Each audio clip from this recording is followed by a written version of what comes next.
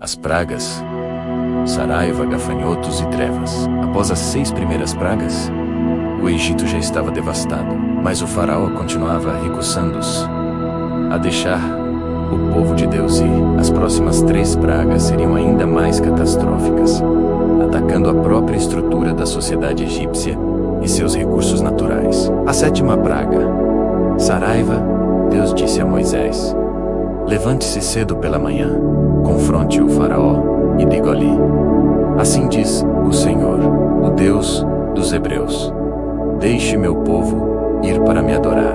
Desta vez enviarei todo o impacto de minhas pragas contra você e seus oficiais e seu povo, para que você saiba que não há ninguém como eu em toda a terra. Amanhã, por volta desta hora, enviarei a pior tempestade de granizo que já caiu sobre o Egito, desde o dia em que foi fundado até agora. Dê ordens agora para trazer seu gado e tudo que você tem no campo para um lugar seguro, porque o granizo cairá sobre cada pessoa e animal que não foi abrigado, e eles morrerão. Era um aviso misericordioso. Deus estava dando aos egípcios a chance de proteger suas vidas e seus animais. Alguns dos oficiais do faraó que temiam a palavra do Senhor apressaram seus servos e seu gado para dentro, mas outros ignoraram a palavra do Senhor e deixaram seus servos e gado no campo. Era uma divisão clara.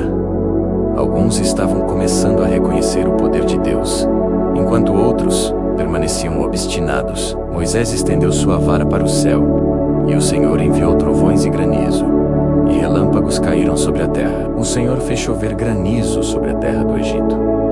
O granizo caiu, e relâmpagos brilharam para frente e para trás. Era a pior tempestade que já havia atingido o Egito desde que se tornara uma nação. Não era granizo comum. Eram pedras de gelo enormes que caíam com força devastadora, acompanhadas de trovões ensurdecedores e relâmpagos que cortavam o céu constantemente. Por todo o Egito, o granizo atingiu tudo no campo, tanto pessoas quanto animais. Destruiu todas as plantas e quebrou todas as árvores.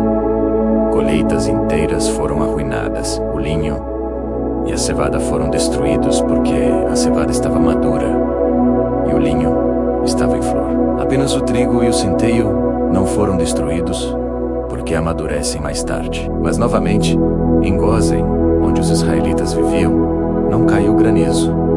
A distinção divina era inconfundível. O faraó mandou chamar Moisés e Arão imediatamente. Pela primeira vez, ele pareceu genuinamente quebrantado. Desta vez pequei. O Senhor está certo, e eu e meu povo estamos errados. Orem ao Senhor, pois já tivemos trovões e granizos suficientes. Eu os deixarei ir. Vocês não precisam mais ficar.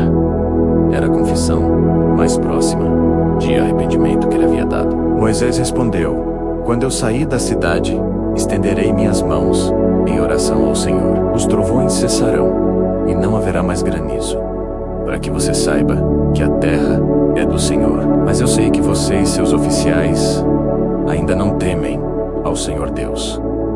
Moisés conhecia o coração endurecido do faraó e sabia que ele voltaria atrás em sua palavra. Moisés saiu da cidade e estendeu suas mãos ao Senhor. Os trovões e o granizo pararam, e a chuva não caiu mais sobre a terra. Mas quando o faraó viu que a chuva, o granizo e os trovões haviam parado, pecou novamente.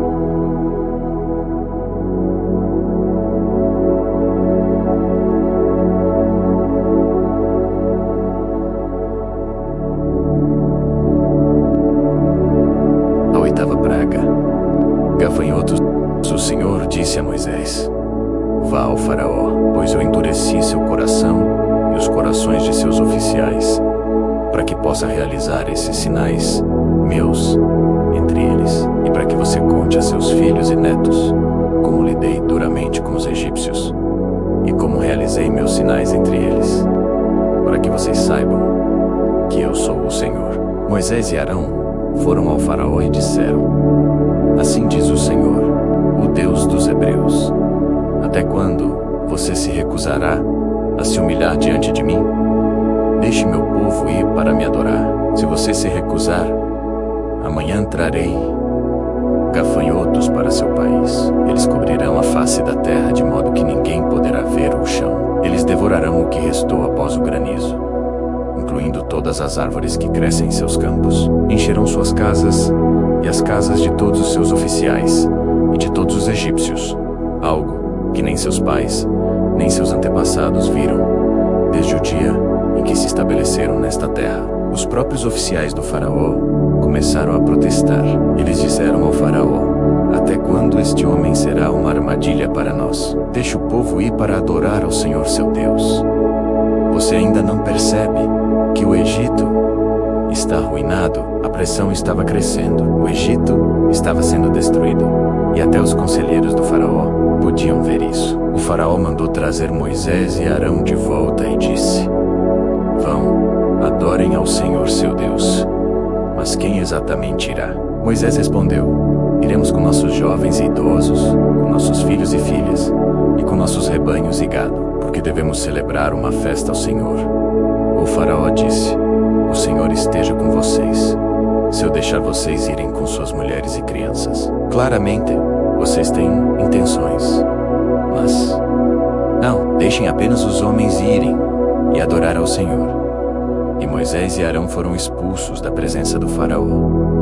Então o Senhor disse a Moisés: estenda sua mão sobre o Egito, para que gafanhotos enxameiem sobre a terra e devorem tudo que cresce nos campos, tudo que o granizo deixou. Moisés estendeu sua vara sobre o Egito, e o Senhor fez um vento oriental soprar sobre a terra todo aquele dia e toda a noite.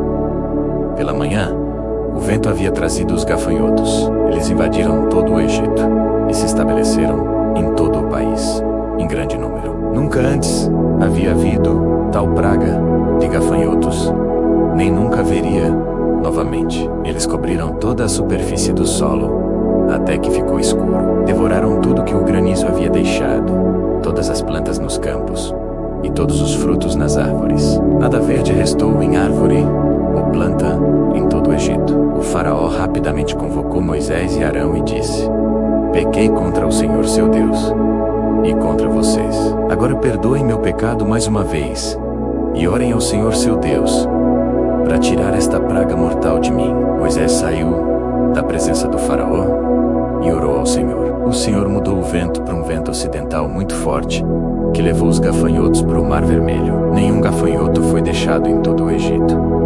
Mas o Senhor endureceu o coração do faraó, e ele não deixou os israelitas irem. A nona praga: trevas. Então o Senhor disse a Moisés: estenda sua mão para o céu, para que as trevas se espalhem sobre o Egito.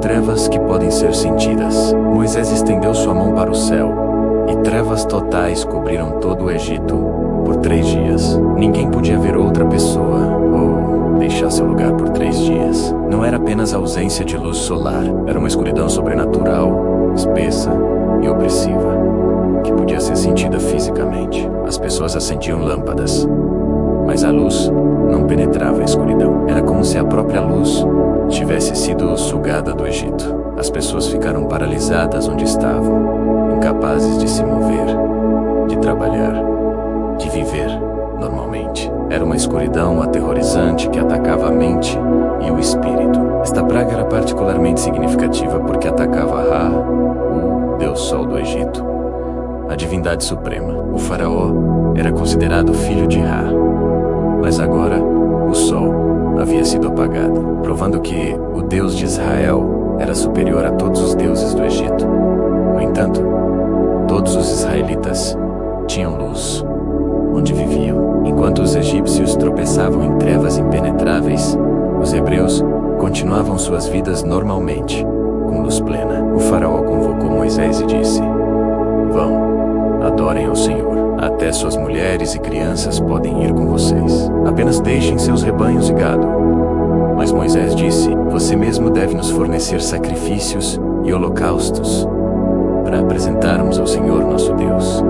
Nosso gado também deve ir conosco. Nem mesmo um casco será deixado para trás. O faraó gritou: Saia da minha presença, certifique-se de nunca mais aparecer diante de mim. No dia em que você aparecer diante de mim, você morrerá. Moisés respondeu: como você disse, nunca mais aparecerei diante de você.